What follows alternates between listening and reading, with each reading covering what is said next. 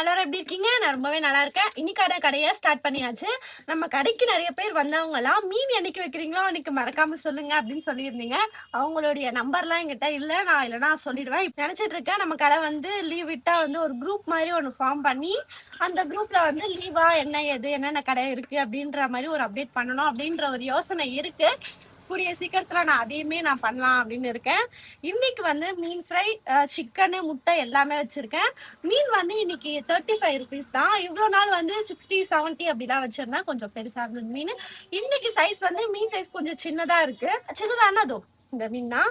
35 ருபீஸ்க்கு நான் இன்னைக்கு மீன் கொடுக்குறேன்.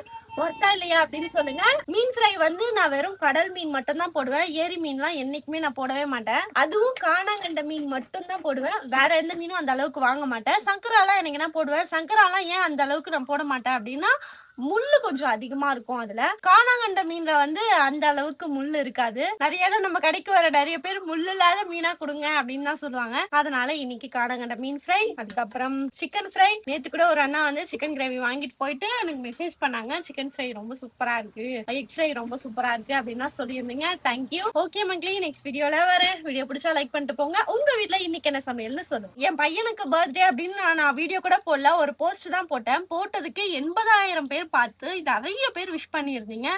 ரொம்ப ரொம்ப ரொம்ப தேங்க்ஸ். இன்னைக்கு பிறந்த நாள் திருமண நாள் காணும் அனைவருக்கும் என் மனமார்ந்த நல்வாழ்த்துக்கள். நெக்ஸ்ட் வீடியோல வரேன்.